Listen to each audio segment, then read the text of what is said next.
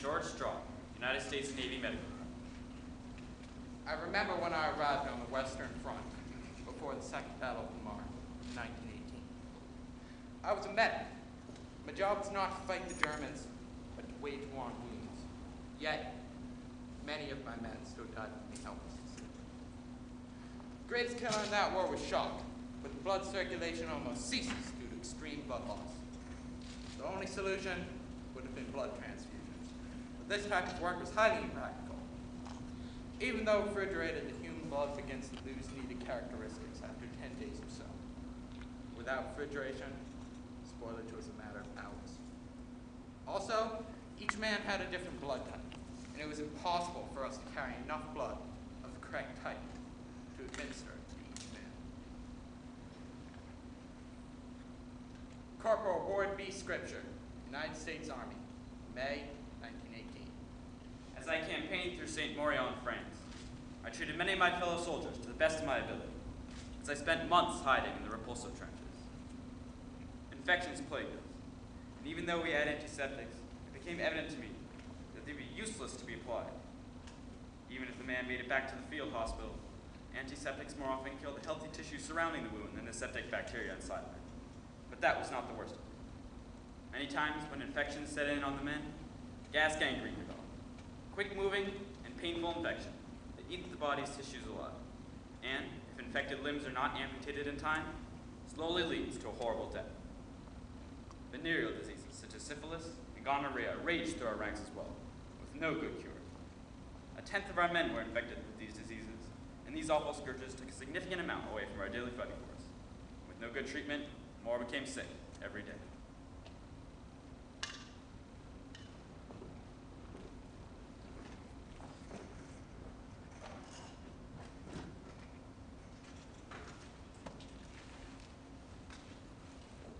Good morning, New York.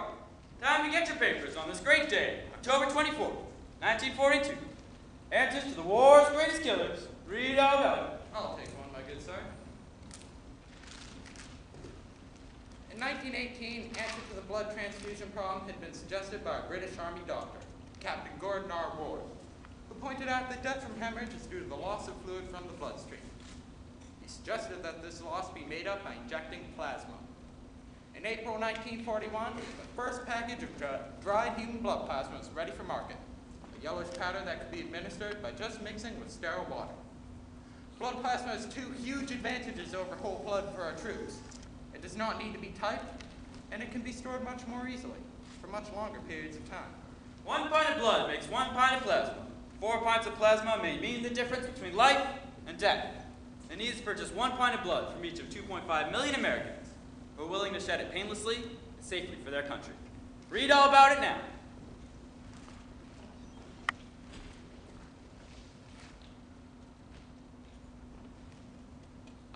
My humble abode. Thanks for tuning in to NBC. Now we take you to Studio 4 with updates on the new life-saving soldier. The following program is brought to you by Wyatt American Home Products, lead contributor to our wartime drug supply. Without any real understanding of how sulfa drugs overcome infections, doctors have been freely using them, ever since Dr. Gerard de Mag of Germany discovered Prontosil, forerunner of sulfanilamide, in 1932. Great confidence has been placed in these drugs as a means of controlling infections in war.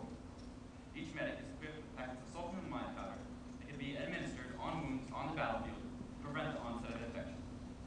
Visit fighting armies in China, South Sea Islands, North Africa, and what do you find? The sulfa drugs are at work, preventing gas gangrene, curing dysentery, and curbing ailments that were once more dangerous than bullets. A whole group of infectious diseases has been conquered at one swift stroke. The wonders of science.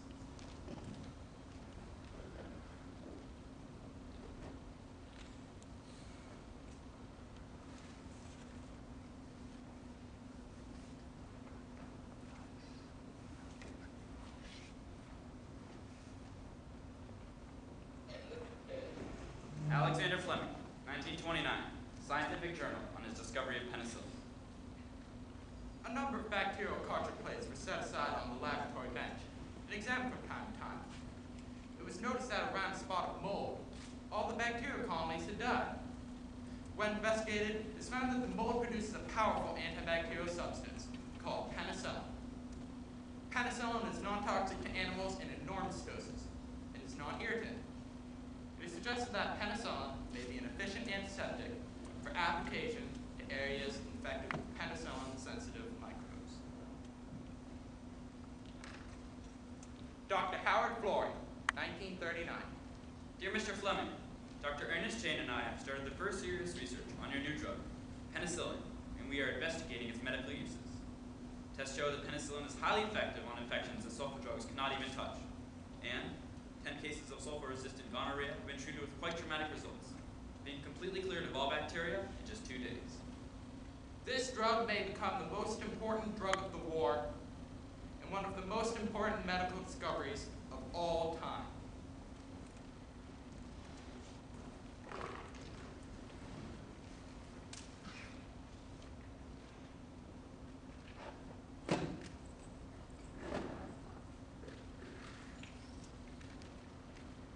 Major General Albert W. Kenner, Chief Medical Officer of General Eisenhower's staff, November 15, 1944. The rate of death from combat wounds in this war has been reduced to a little more than half of what it was in the First World War.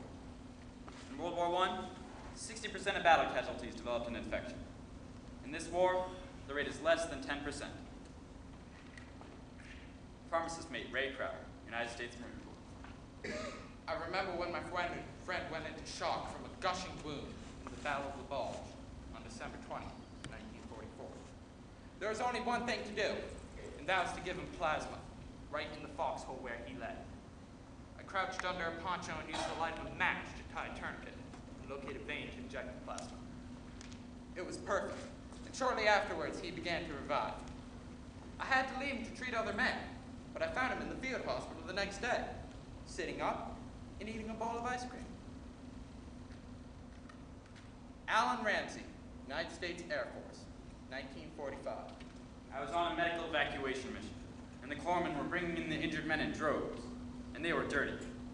Iwo Jima was all black sand and dust, and when the propellers kicked it all up, the wounded would be bandaged with that dust in their dressings.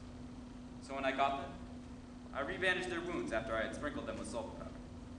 For the last 2 years, I had sprinkled sulfa powder and rebandaged wounds. We had little tin cans that looked just like salt shakers, and we would use them with a mixture of sulfanilamide and, I'm sure, penicillin. It was this mixture that we used that saved many a life and kept infections down to almost zero. They were both miracle drugs. And of course, we also gave penicillin intravenously. John Kenner, United States Army, 1945. It is my overall opinion that the level of professional care is very high, certainly higher than in the last war. The low incidence of serious infection was striking and must be related to the new drugs now employed. The incidence of amputation seemed happily low. Incidence of gas gangrene much lower than was present in the Great War. Penicillin is an eagerly sought life-saving drug and has revolutionized our entire program for the treatment of gonorrhea and syphilis. In no month of the war was the venereal rate as high as the lowest monthly rate for the last war. I believe that the improvements made in medical treatment in the time between World War I and World War II have opened a new doorway in science and will lead to national blood banking systems, Antibiotic drugs and research, sterile and stabilized surgery, and much more in the years to come.